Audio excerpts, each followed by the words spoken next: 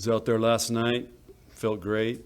It's a great setup, and a lot of people have been working really hard. I live downtown here. The lights are on all night, so they've been working really, really hard. And everywhere you go in town, everywhere you go, the people are talking about this. So it's pretty exciting, and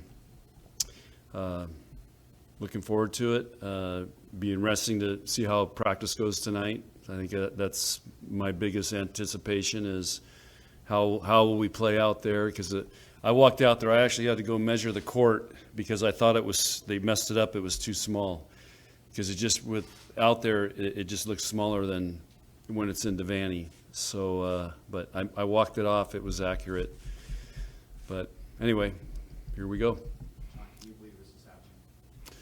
It's still really, like last night I started feeling like, okay, this is really going to happen. But to see that place packed is, there's no way to prepare for it. And then all the hype, the tunnel walk. I mean, there's a lot going on. This is going to be a great challenge for our players to stay focused on playing volleyball.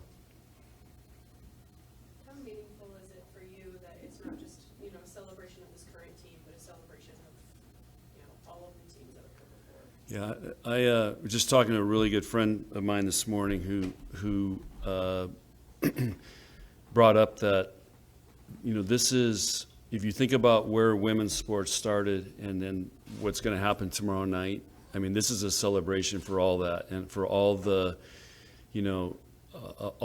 women that first started getting a chance to play sports. But there's a lot of women that never got a chance, and to see this happen. And again, I keep flashing back to when the soccer team played in the Rose Bowl, the USA soccer team, and I can still vividly remember that whole scene, the whole match. I think it was Brandy, the celebration, and that was a big moment for women's sports, and it really shot soccer up, and this is another great chance for that to happen, and for the sport of volleyball. What element that's different from indoor do you think will impact the play the most? I think the two biggest things will be depth perception. So it's you have sky, and we're used to having a ceiling. Even if we're in CHI or somewhere, you still have a ceiling. There's no ceiling, so that'll be the first thing. But we play beach, so they can acclimate to that. And then the other thing will be the wind. And the wind forecast sounds really good, but there'll be some little swirls and stuff in there, and just kind of being mindful of that. But other than that, the other thing is that, the benches are off the stage, so everything's pretty far away, because they made that stage really big just to make sure nobody could run off of it and fly out there. So there's a court area, and then once you leave that, there's another, I don't know how many, 20, 30 feet of stage. The play's dead once you leave the Terraflex. So if somebody's like Lainey Choby's really flying out there, she has room to slow down before she would go off the stage.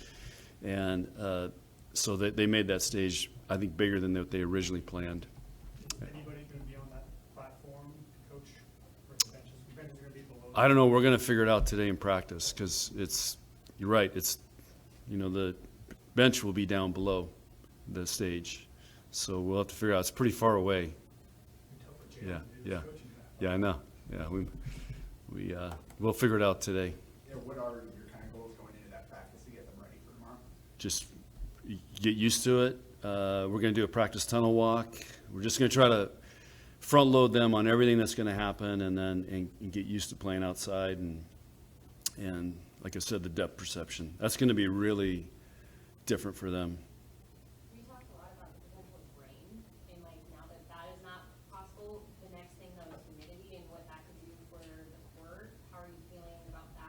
We tested it last week when it was 105 and the humidity was whatever it was, and the court did great. So it's no worries there, and no worries with rain. And the only other thing I was worried about was smoke, because I think we're under a health warning or something. So hopefully that doesn't factor in. But Is court communication a concern tomorrow night with so many people, and who's one Husker you won't have to worry about being loud on the court tomorrow night? Well, Laney will be one, and Lindsey Krause's very vocal, and Merritt. So we got our talkers out there those guys will make sure. But you're right, it could be, yeah, it'll be interesting. Also, I know in Devaney, I need to get on our fans. On Devaney Sunday, it was Matt Coatney made a great line. He says, "I feel like I'm watching a golf tournament. We're putting on the 18th of the Masters." It was so quiet in there. So our fans need to step it up. That's one of the reasons Sunday was such a weird match. This is still a regular season match, part of the grind of going for a Big Ten title, going deep in the postseason too. What do you hope players take from this event that they can carry forward to have better outcomes later this season? I don't know how that'll apply because this is so different than what we normally do. But one thing is for our younger players, it's going to be. I mean, I said it feels like the Super Bowl is going on here, to me, and that's what it's going to feel like to them, or a Final Four, maybe even on Final Four, like even times 4.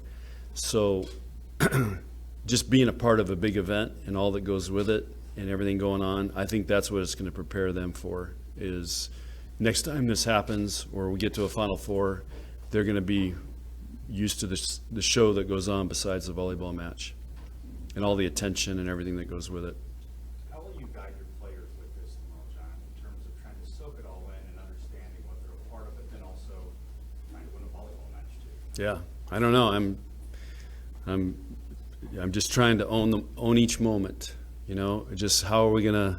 Because it's all new to me too. I haven't been through this, so just trying to take advantage of it. Make sure we kind of prep them on as much as we can that we know, and there's going to be some stuff that we can't. But I can tell you this: I did have this thought yesterday when I was down. You were out there filming, and I'm like, this is as close as I'm going to be being the head football coach in Nebraska playing down here. This is going to be awesome. This is what it's going to feel like for Coach Rule in a couple of weeks. So that was actually like flowing through me. Like this is what it's going to feel like to be a football coach. Do you have anything on your kind of to-do list tomorrow? Make sure you kind of have that full experience and take advantage of the moment? No, I haven't thought that far yet. Trent's kind of talked about in the past about how he wants to use this building for more than football. I mean, depending how everything goes tomorrow night, would you want to do this again, or you have to maybe have an answer tomorrow night? That'd be something to think about down the road. I'm not sure this is something you do every year,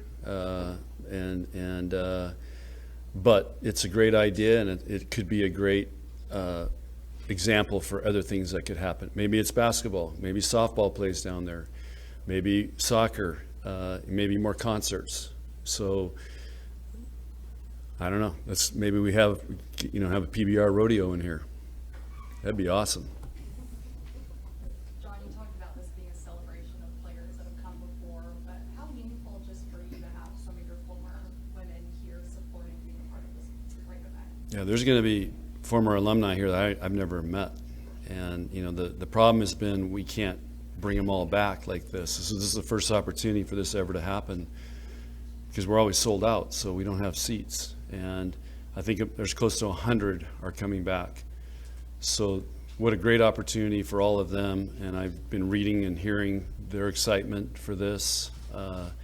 And 100 alumni, that's a lot for volleyball. I mean, I'd be curious how many total alumni there are total. It's going to be a big chunk of those alumni are going to be back here. And we're doing it right. I mean, they're having a big thing tonight, and they're going to introduce them tomorrow. I mean, this is going to be really special for them.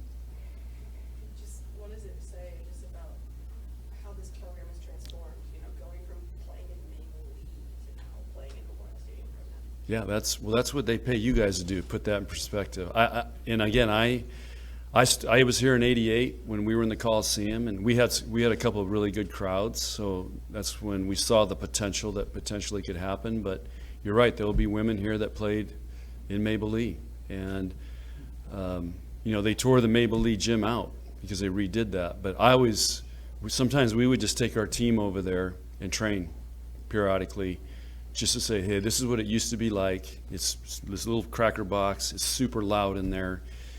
They love training over there. And but we would do that to remind them of this is where it all started. And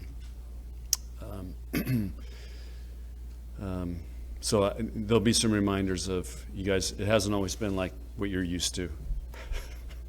They weren't getting NIL deals back then. There's about 40 buses of, teams coming for this. How important is it to you to set an example for them?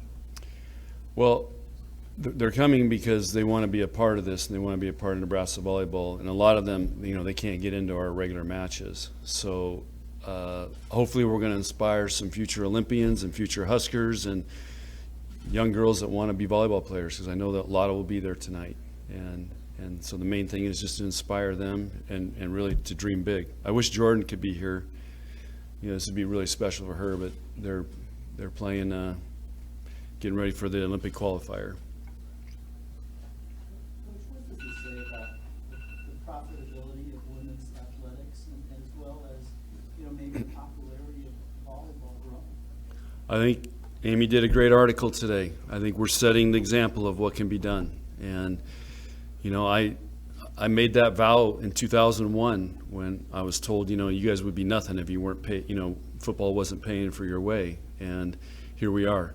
And so it's pretty gratifying, but I don't look at it as like, oh yeah, I proved that wrong. I look at more of we're showing an example of what can be done. And women's programs and need to start thinking about how they can do this too.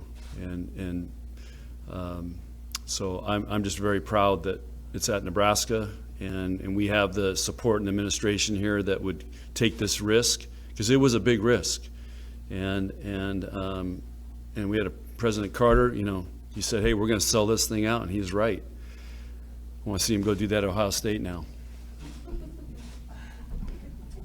By the way, I love the guy, Slapshot. I call him Slapshot. That was his flying name, Top Gun. Any more questions for Coach? What was a big risk about doing this? Just that it wouldn't go, and we would, it'd be a small crowd and weather. It was a huge risk. How could we set up a stage? How could we do that? We originally talked about it. We was like, we just put the Terraflex on the field. Well, there's a 9-inch hump in the middle of the field. You can't play volleyball, going sideways or downhill. So there's a lot that's gone into this, and guys could do whole stories on just the preparation that went in. I was down last night talking to the guys that are setting this up, and they're also doing Zach Bryan over in PBA. That's what they do. I can't remember their name, but the challenges of doing this, and there's a lot of people and a lot of work that goes into this. It's not just throw out a volleyball court and let's go play. So it's a lot of things had to get done right for this to happen. What if there was rain? What would have happened? I don't know. There was a committee to figure that out, but we would try to dry the floor as much as we could and to play in it, or wait, rain delay like baseball. Worst case, if it was lightning or something, then they had a plan. We'd go just move it to Devaney and give free beer to everybody else. All right, see you guys later. Thanks.